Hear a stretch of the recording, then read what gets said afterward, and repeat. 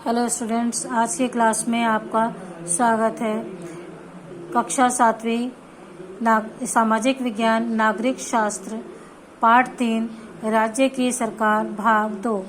बच्चों, पिछले पार्ट में आपने राज्य की सरकार का गठन किस प्रकार होता है, उसका चुनाव किस प्रकार होता है, सरकार कैसे बनती है और मुख्यमंत्री कौन होता है, विधायक कैसे चुने जाते हैं, मुख्यमंत्री को शपथ कौन दिलाता है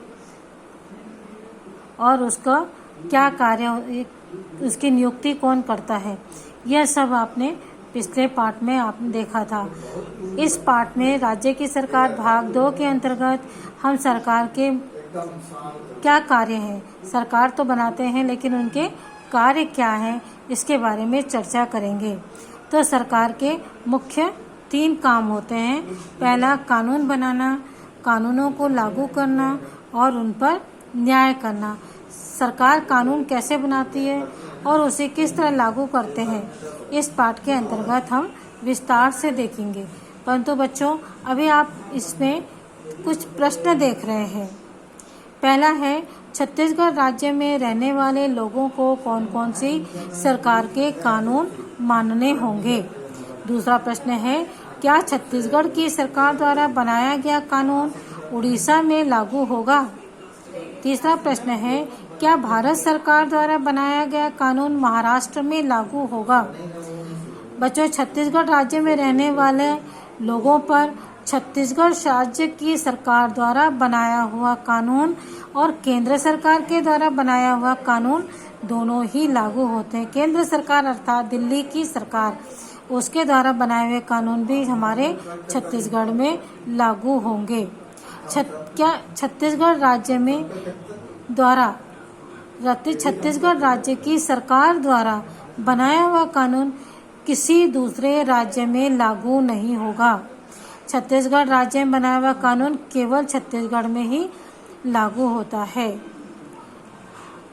भारत सरकार द्वारा बनाया हुआ कानून न सिर्फ महाराष्ट्र में बल्कि पूरे देश में एक साथ एक समानता से लागू होता है। छत्तीसगढ़ राज्य की जैसे ही अन्य राज्य भी हैं, उन राज्यों के अंतर्गत उनकी सरकार के द्वारा बनाया हुआ कानून लागू होता है। यहाँ उड़ीसा आपसे पूछ रहा है तो उड़ीसा में उड़ीसा के द्वारा सरकार द्वारा बनाया हुआ कानून ही लागू होगा, छत्तीसगढ़ सरकार का कानून लागू नहीं होगा। आगे हम देखते हैं, कानून की आवश्यकता क्यों होती है, क्यों बनाया जाता है कानून। हमारे देश के लोगों के जीवन यापन के कई तरीके हैं। कोई किसान है, कोई मजदूर है, कोई अमीर है, कोई गरीब है, कोई दुकान चलाता है तो कोई पढ़ाता है। लोगों की आवश्यकताओं को पूरा करने एवं सार्वजनिक सुविधाओं को सही ढंग से प्रदान करने के लिए कानून बनाए जाते हैं। साथ ही विकास, शांति और सुरक्षा व्यवस्था बनाए रखने के लिए कानून बनाती है, सरकार कानून बनाती है। उदाहरण के लिए परिवहन कानून को लें। परिवहन व्यवस्था को सही ढंग से चलाने के लिए बस, टैक्सी, टेम्पो, ट्रक आदि चलाने वालों को परमिट दिए जाते हैं ताकि सभी लोगों को कहीं भी आने जाने की उचित सुविधा उपलब्ध हो। साथ ही सभी बसें, टैक्सी आदि व्यवस्थित रूप से चलें।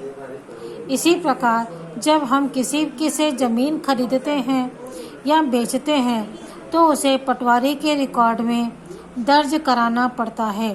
पटवारी के पास ज़मीन का नक्शा और उस ज़मीन का पर किसका हक है, यह रिकॉर्ड रहता है।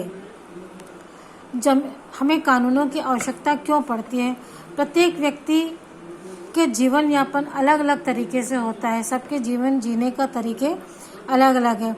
जैसे लोग अलग अलग कार्य करते हैं, व्यवसाय करते हैं, उसी प्रकार उनके जीवन यापन के भी तरीके अलग होते हैं। जैसे कोई किसान है, कोई मजदूर है, तो कोई अमीर है, कोई गरीब है। अमीर हमेशा गरीब को दबाना चाहेगा। किसान से दुकानदार सस्ते कीमत पर अनाज को खरीदना चाहता है। ऐसे कई कारण हो सकते हैं जिसके लिए कानूनों की आवश्यकता पड़ती हो। समाज में विकास के लिए, शांति के लिए और सार्वजनिक सुविधाओं को सही तरीके से लागू करने के लिए, अमल में लाने के लिए सरकार कानून बनाती है, जिससे समाज में सभी का समानतापूर्वक विकास हो सके और सभी को सुरक्षा प्रदान हो सके तथा समाज में शांति बनी रहे। इसके लिए सरकार जो है कानून बनाती है। जैसे परिवहन व्यवस्था को सुचारू रूप से चलाने के लिए हम देखते हैं कि टैक्सी हैं, बसें हैं, ट्रक हैं, टेम्पो हैं इत्यादि चलते हैं। इन्हें चलाने के लिए सरकार उन्हें निश्चित मार्गों पर चलाने के लिए परमिट प्रदान करती है। उस परमिट के बिना वह दूसरे उस मार्ग पर नहीं चल सकता है तथा परमिट जिस मार्ग से सरकार उन्हें प्रदान करती है उसी मार्ग पर उन्हें यातायात करना होता है या आना जाना पड़ता है। ऐसे यह क्यों होता है? जिससे कि सुविधाएं सरकार जो है यह सुविधा जनता के लिए प्रदान करती है ताकि जनता अपनी आवश्यकता के अनुसार सुविधापूर्वक एक स्थान से दूसरे स्थान जा सके। इसी प्रकार यदि हम किसी जमीन को खरीदते हैं या बेचते हैं तो उसका विवरण, रिकॉर्ड पटवारी के पास दर्ज कराना होता है। पटवारी वह व्यक्ति होता है जिसके पास जिले के या संबंधित क्षेत्र के जमीन के पूरा नक्शा होता है और उस नक्शे में यह भी अंकित रहता है कि संबंधित जमीन किसकी है और उसका किसका हक है। तो इस प्रकार उस पर हमें अपना रिकॉर्ड देना पड़ता है कि हमने यह ज़मीन खरीदी है या बेची है। यह कानून है, क्योंकि कानून यदि ऐसा न बनाया जाए तो समाज में अव्यवस्था हो जाएगी। सरकार कानून क्यों बनाती है? सरकार कानून सार्वजनिक सुविधाओं को समानतापूर्वक लागू करने के लिए कानून बनाती है, जिससे समाज में शांति रहे और सभी अपना सर्वांगीण विकास कर सके। यदि जमीन में पटवारी के रिकॉर्ड में दर्ज न किया जाए तो क्या होगा? यदि पटवारी की जमीन में पटवारी के पास जाकर रिकॉर्ड दर्ज न कराया जाएगा तो आपकी संबंधित जमीन जो है जिसे आप बेचना या खरीदना चाहते हैं वह नियम पूर्वक कार्य नहीं होगा, न ही वह जमीन खरीदी जाएगी और न ही बेची जाएगी। इस प्रकार आपका जो खरीद और बेचने का कार्य है वह बाधित होगा। यदि वाहन चलाने वाले को परमिट लेने का कानून न हो तो क्या होगा? यदि परमिट लेने का कानून नहीं होगा तो बस या टैक्सी या वाहन चालक जो है संबंधित मार्ग पर अपना वाहन नहीं चला पाएगा और जनता को असुविधा का सामना करना पड़ेगा। इसके पश्चात आगे देखते हैं। पूरब प्रदेश में जनता मिशन दल की सरकार बन गई थी। वह सरकार 5 सालों तक चली। इन 5 सालों में विधानसभा की कई बैठकें हुई। इन बैठकों में राज्य की कई समस्याओं पर चर्चा हुई। कई मसले तय किए गए, जैसे किस दर पर कार, जीप, बस आदि से रोड टैक्स लेना है, किसानों को सिंचाई के लिए बिजली किस दर पर दी जाए, जिनके पास रहने पर को घर नहीं है उन्हें उसके लिए ज़मीन दी जाए, लगान माफ़ किया जाए कि नहीं। इस तरह सभी विषयों पर विधानसभा में चर्चा हुई। पिछले पाठ में आपने पूरब प्रदेश में चुनाव के बारे में पढ़ा था, जिसमें जनता मिशन दल की जीत हुई थी। यह सरकार 5 वर्षों तक चली। इसकी विधानसभा की बैठकें अनेकों बार हुई और उसमें क्या क्या चर्चाएं की गई इसके बारे में आप देखे हैं। इस पैराग्राफ में देखा है आपने कि किस प्रकार रोड में कार, जीप, बसें को रोड में टैक्स लेना है,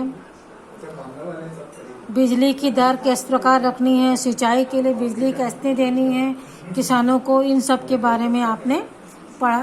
इस सब के बारे में इन 5 वर्षों में जनता मिशन दल में चर्चा हुई और कानून भी बने। ऐसे कई मसले होते हैं जिसमें विधायकों द्वारा मंत्रियों से प्रश्न पूछे जाते हैं। किसी विधायक ने कहा महंगाई बढ़ गई है, उसे कम करने के लिए आप क्या कर रहे हैं, तो वित्त मंत्री को जवाब देना पड़ता है।